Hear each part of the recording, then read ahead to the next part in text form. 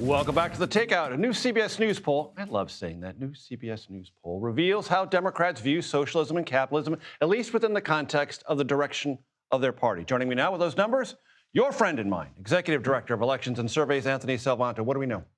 We know that Democrats would see their party take a direction that involves socialism and capitalism, that it is a mix of the two. That's what 6 in 10 Democrats tell when they talk about the direction of the party. Now, having said that, there is a slight preference for socialism over capitalism within that. The other thing is, when you say the word new, in some ways, this is not new, Major, in the sense that if you go back to the 2020 primaries, exit polling showed there were plenty of Democrats who favored a socialist or a more socialist direction for the party.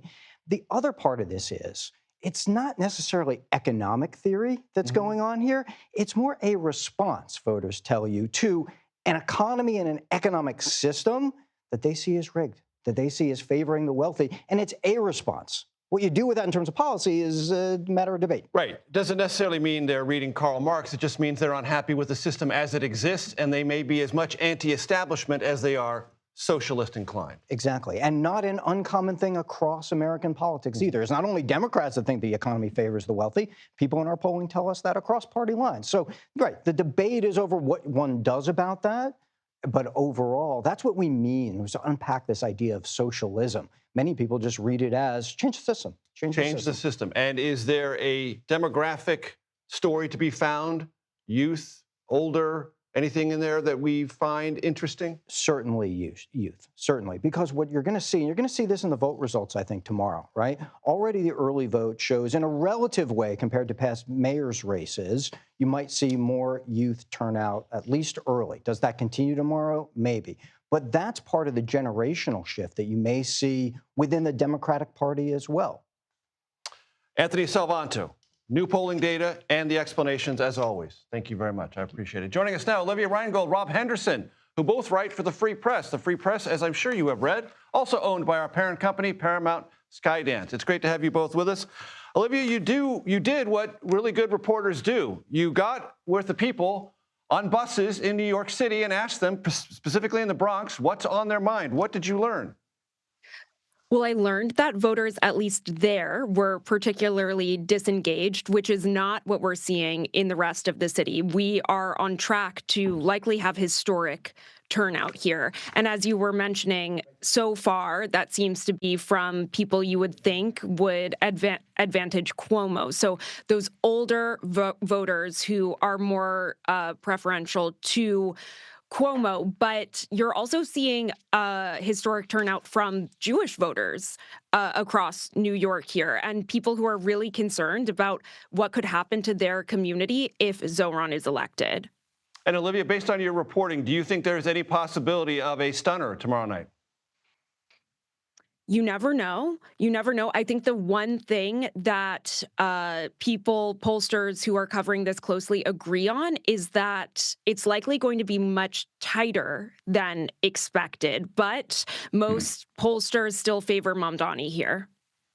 Rob, you wrote a story called The Revolt of the Rich Kids, talking about those who grew up somewhat comfortably but feel anger about what's not available to them that was available to their parents. Help my audience understand what you found.